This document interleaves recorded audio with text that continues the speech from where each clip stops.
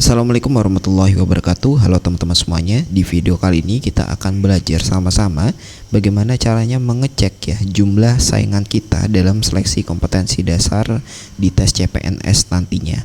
Nah, kemudian nanti teman-teman juga bisa melihat ya berapa formasi yang diperlukan, kemudian berapa ya pendaftar yang sudah terverifikasi kemudian dapat mengikuti seleksi kompetensi dasar di masing-masing formasi. Oke, langsung saja kita ke tutorialnya. Nah, pertama teman-teman silahkan langsung saja ya cari di Google ya, yaitu ketik SSCASN. Nah, ini sudah keluar. Jadi SSCASN kita klik.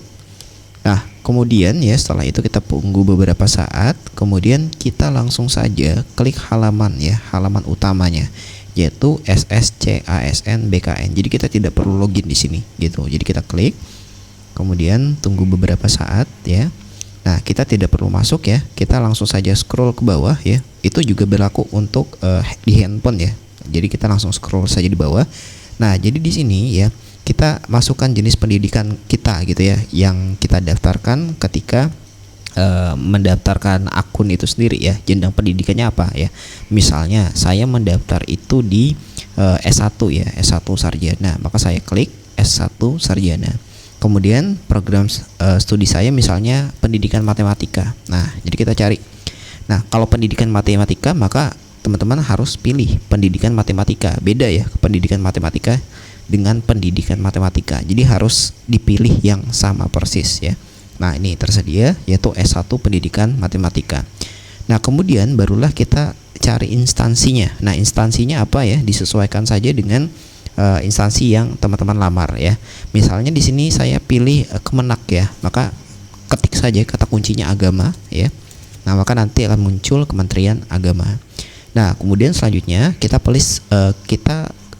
pilih jenis pengadaannya ya. Nah, pengadaannya di sini ada CPNS, P3 guru ya, P3K teknis dan P3K tenaga kesehatan ya. Karena untuk Kemenak sendiri itu ada dua ya, CPNS dan P3K guru, tapi P3K guru kan belum dibuka ya formasinya ya. Jadi dan belum juga verifikasi dokumen ya. Jadi kita pasti pilih yang CPNS gitu. Nah, kemudian kita klik cari. Ya, kita klik cari, kita tunggu beberapa saat. Nah, di sini akan muncul ya beberapa kolom ya atau tabel. Yang pertama ada jabatan ya, kemudian instansi, unit kerja, formasi, kemudian nanti ada P3K khusus disabilitas atau CPNS dapat diisi disabilitas, kemudian penghasilan ya, jumlah kebutuhan, kemudian jumlah lulus verifikasi gitu. Nah, di sini misalnya saya ingin misalnya saya daftar ini ya, guru ahli pertama, guru kelas gitu. Nah, maka di sini teman-teman klik saja pilih formasinya itu apa ya. Misalnya saya pilih umum gitu ya. Nah, ketika daftar kemarin saya pilih umum. Kemudian cari jabatannya apa? Misalnya guru kelas. Kita klik saja, kita ketik guru kelas. Nah, maka nanti akan muncul jabatan guru ahli pertama yaitu guru kelas. Nah, hanya saja sayangnya di sini kita tidak bisa mencari unit kerjanya ya di menggunakan kolom pencarian. Jadi kita harus manual mencarinya gitu. Misalnya saya ingin mengecek unit kerja Kanwil Kementerian Agama Provinsi Kalimantan Tengah. Ya, maka kita harus lihat aja satu-satu gitu ya. Nah, kita cari ya, kita klik halaman berikutnya gitu ya. Sampai nanti menemukan Kalimantan Tengah. Ini belum ketemu, lanjut lagi. Nah, ini muncul ya. Jadi guru ahli pertama ya, guru ahli pertama yaitu guru kelas Kementerian Agama, kemudian Kanwil Kementerian Agama Provinsi Kalimantan Tengah ya, CPNS umum, kemudian ini juga dapat diisi oleh disabilitas ya. Nah, kemudian di sini adalah rentang gajinya ya, yaitu 2,79 sampai dengan 6,1 juta ya. Nah, kemudian 21 ini adalah jumlah kebutuhannya. Ya, 21 itu adalah jumlah kebutuhannya. Kemudian 627 ini adalah apa?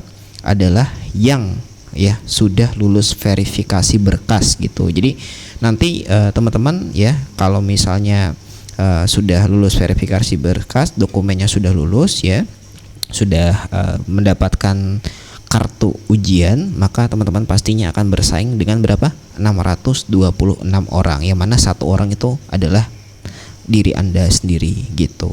Nah, kemudian ya, berapa yang diambil untuk nanti SKB, yaitu 3 kalinya ya dari formasi yang diperlukan. Misalnya ada 21 ya, 21 jumlah kebutuhan. Maka nanti ya akan diambil ketika tes SKD nanti, yaitu 63 orang gitu, dengan perolehan nilai tertinggi tentunya gitu. Baru nanti dari 63 orang akan masuk ya ke dalam seleksi berikutnya. Nah, lalu mungkin ada pertanyaan ya, lalu bagaimana kalau misalnya nanti ya yang mendaftar itu misalnya ya, anggap aja di sini jumlah lulus verifikasinya nanti ada 1 orang ya, hanya Anda sendiri gitu. Kemudian kebutuhannya 3, apakah pasti lolos?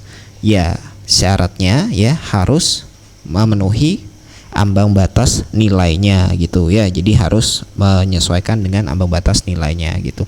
Nah, tidak ada saingannya ya, tapi teman-teman harus memenuhi ambang batas nilai yang sudah ditentukan gitu, barulah bisa lanjut ke SKB gitu. Dan tentunya tidak ada ininya ya, saingannya gitu. Oke, tapi belum tentu lulus gitu.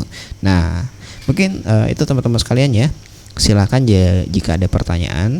Nah, untuk mengecek bagaimana jadwalnya ya, itu sebenarnya sudah ada juga diinfokan ya di dalam kartu ujian, itu sudah ada ya. Jadi kita harus ngecek di masing-masing website instansi yang kita lamar gitu ya. Jadi kalau misalnya saya itu tesnya di BKN Palangkaraya, nah maka nanti saya harus cek ya, misalnya website BKN Palangkaraya, kita cek dulu. Nah, maka kita langsung aja ke websitenya, kita cek apakah sudah ada ya pengumumannya atau belum ya. Kita tunggu sebentar. Nah, di sini kan belum ada ya. Yang terbaru yaitu ini berita 3 Oktober 2024. Ini bukan berkaitan dengan informasi ya, informasi seleksi CPNS gitu. Jadi masih belum ada infonya. Jadi teman-teman harus senantiasa ya memeriksa website tempat teman-teman nanti melaksanakan tes itu sendiri. Nah, mungkin seperti itu. Oke, semoga video ini bermanfaat ya. Jangan lupa untuk like, comment, dan subscribe ya. Tentunya nanti kita akan update lagi ya terkait dengan info-info CPNS yang lainnya. Oke, wassalamualaikum warahmatullahi wabarakatuh.